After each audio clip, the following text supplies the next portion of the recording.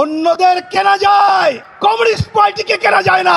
আমাদের ইসলামকে বাংলাদেশে নিষিদ্ধ ঘোষণা করতে হবে। জোর করে ধরে চুল কেটে দেওয়া হচ্ছে পরিচ্ছন্নতার দোহাই দিয়ে।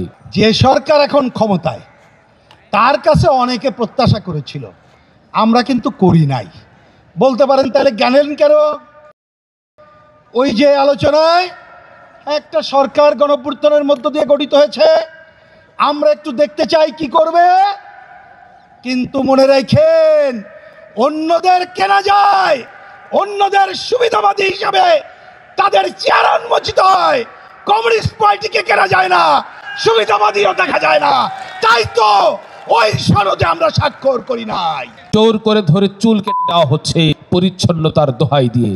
বাংলাদেশে বিগত 14 মাসে সবচেয়ে বেশি আক্রান্ত হয়েছে সুফি অঙ্গন, সবচেয়ে বেশি আক্রান্ত হয়েছে বাংলাদেশের আধ্যাত্মিক জনগোষ্ঠী। আমি কথা বলতে এসেছি সেই সমস্ত সাধু সন্ত ফকির মজ্জুব যাদের জোর করে ধরে চুল কেটে দেওয়া হচ্ছে পরিচ্ছন্নতার দোহাই দিয়ে। তাদের নীল নকশা হচ্ছে আধ্যাত্মবাদকে সমূলে উৎপাটন করে দেওয়া। আমাদের ইসলামকে বাংলাদেশে নিষিদ্ধ ঘোষণা করতে হবে।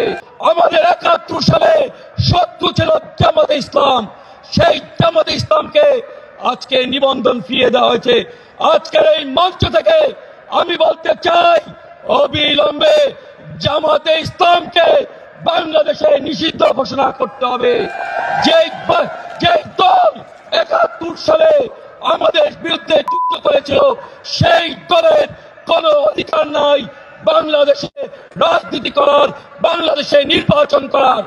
2026 সালের ফেব্রুয়ারি মাসে যেই নির্বাচন অনুষ্ঠিত হবে, সেই নির্বাচনে জামায়াতে ইসলামকে ৭১ সালের যুদ্ধাপরাধী হিসেবে সেই দলকে নিষিদ্ধ করতে হবে।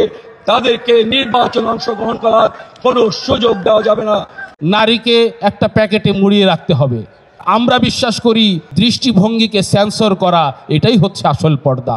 তারা বিশ্বাস করে আল্লাহ 7 আসমানের উপরে, কিন্তু আমরা বিশ্বাস করি আল্লাহ 7 আসমানের উপরে, এই আসমানটা রূপক। মানুষের চেতনার স্তরের যে দীর্ঘ পরিযাত্রা পরিভ্রমণ, এক একটা স্তর পার হওয়ার জন্য এক একটাকে আকাশের সাথে তুলনা করা হয়েছে। এইভাবে দীর্ঘ সময় পরিভ্রমণের পর আল্লাহর সন্ধান পাওয়া যায়, আল্লাহতে প্রত্যাবর্তন করা সম্ভব।